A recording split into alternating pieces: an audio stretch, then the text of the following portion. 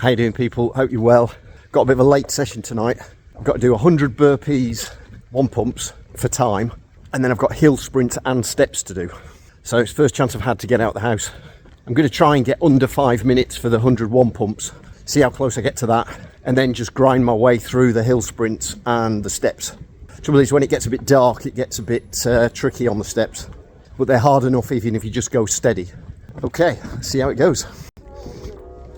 Yep, so quite a hard day lined up for today. The speed session of 100 1 pumps was inspired by Josh at Saga of Joshua. If you're not aware of his channel, check him out. I think the channel name is Saga of Joshua. I think Josh is about 49 or 50, but has built himself up into great shape. He's really becoming a specialist at burpees and all sorts of strength cardio sort of activities. And he had a go at 100 burpees, 1 pumps, and set himself against the clock. So I thought, why not? It's a good idea. I'll have a go as well. After I did this, I think I had about 10 minutes rest, and then I did my hill sprints and steps. I could tell I'd had the edge taken off me attacking these burpees, but that's okay. Sometimes it's good to mix it up. Sometimes I might be fresh for my step running and attack that first, and then the rest of it is a grind, or I might attack the hills first, but on this occasion I was attacking the burpees first, and then just get as much out of the other activities as I can. I do think it is good every so often to do something with a bit of speed. There is a saying that once you get over a certain age, the quickest you run is for the bus. And if you don't get buses, well, you may never do anything that's a bit of a sprint. So you've got to try and do something to keep in touch with that speed, power aspect of your fitness. Every so often you've just got to do something against the clock, because the clock's that objective measure. It's not going to change over the years. It does have the disadvantage that you can see how much you've deteriorated over the years, but that doesn't matter. Every so often I think it's a good idea to do something against the clock. See how many reps you can get in a certain amount of time. Sometimes all it takes is to actually attack a section of a workout.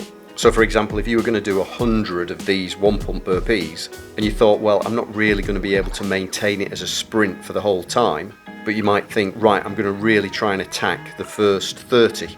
So even if you start floundering in the second half or for most of the workout, then you've always got those quality 30 under your belt. I do think it's better doing that than just the sort of steady, hard workout, which does have its place. But like I say, at some point you've got to attack an exercise. I used to always classify a session as whether I survived the session or whether I attacked the session. But sometimes you can only really attack it when you're pretty fresh. But if you're not fresh, it's quite a good idea to try and just attack a section of the workout. Anyway, short and sweet video today. Might have a couple of videos from France in the next one. Thanks again for watching. Keep training. See you in the next one.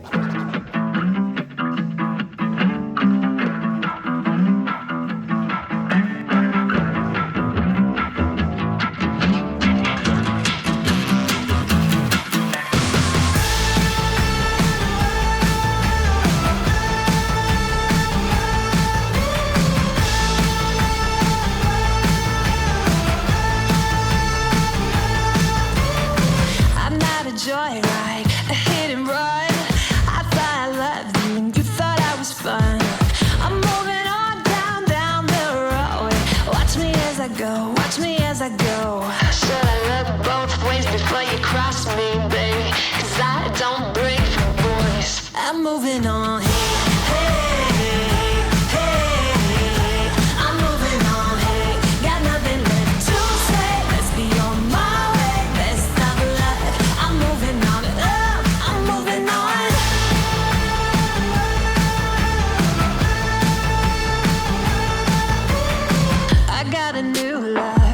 For miles, 67 fastback, oh, it's just my style. We're headed down the road. Just enjoy the show, watch me as I go. Should look both ways before you cross me, baby, 'cause I don't break for boys. I'm moving on.